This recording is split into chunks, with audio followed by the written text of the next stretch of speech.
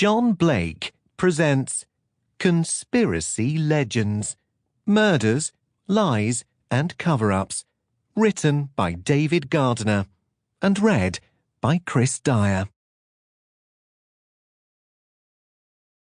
Introduction. Few deaths have affected so many lives as the 8 examined in this book.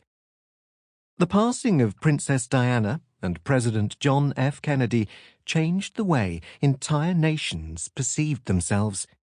Losing the Queen was, for millions, akin to a death in the family. So entrenched was she in the fabric of our lives. The same could be said after the deaths of Elvis Presley, John Lennon, Bob Marley and Kurt Cobain. More than half a century after Marilyn Monroe died alone and naked in her bedroom, her image lives on in every high street. In each case, the deaths were sudden, shocking, and in most cases, way too young. The exception is the Queen, who lived a long, full life, but her death at 96 still came as something of a surprise to many of us, for whom she was ever present for as long as we could remember.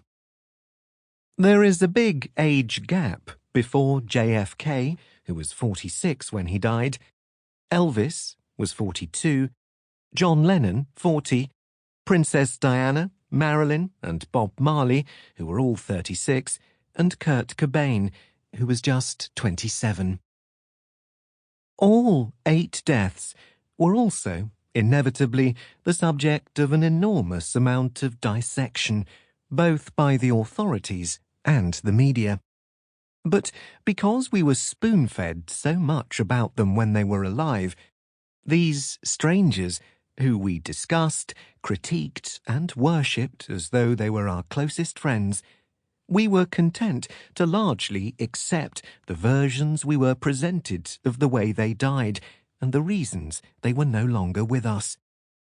Of course, we heard about all the conspiracy theories surrounding President Kennedy's assassination, but didn't we really just want to believe it was the work of one deranged commie with a magic bullet? Lennon had the bad luck to run into a besotted fan with a born-again grudge and a murderous need for attention. Monroe, always walking the tightrope between fame and insecurity, fell into such a pit of despair that her final cry for attention was a fatal overdose of barbiturates. Cobain, tortured to the end, took a massive quantity of drugs and a gunshot in the head, to be certain. Presley, fried peanut butter sandwiches, pills and paranoia transforming him into a bloated caricature of his blue suede shoes prime, was a victim of his own indulgence. Had Marley listened to his doctors, maybe he would be with us today. The Queen died from old age. Or was it cancer? It was never made clear. And Diana? Well, the Paris car crash was an accident, wasn't it?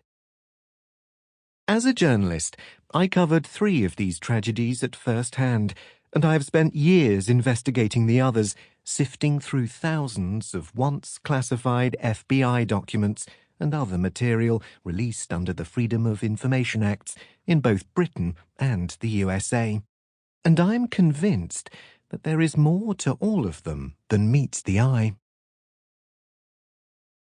I have known for a long time that there was much more to the stories surrounding Princess Diana than ever became public. In Diana's case, the establishment drove the narrative with a patriotic intensity that set out to destroy former Harrods owner Mohammed Al-Fayed, the father of Dodi Fayed, who also died in the crash, with a ruthlessness that smacked of racism. Anyone reading the accounts of the events leading up to, during and after Diana's death would find it hard to believe it was entirely accidental. Paul Burrell, who was Diana's butler at Sample complete. Ready to continue?